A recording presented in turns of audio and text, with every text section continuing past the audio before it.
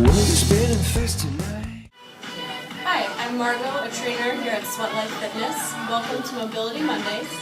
Today we're going to be talking about foam rolling your IT band, which runs from your hip up to your knee. So you want to lay sideways on your foam roller, come down on your elbow with your bottom arm, cross your top leg over. You want to use this leg for leverage in case it gets too intense.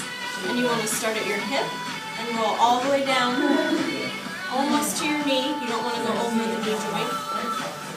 If you find any tight spots, you might want to stop there, put a little pressure on it, and get it to release if possible. If you need a little bit more pressure, you can take your top leg, stack it on your bottom leg, and continue. You want to do this for about 30 seconds to a few minutes, maybe even more if you're really tight. And you want to get both sides. And that's foam rolling your IT band.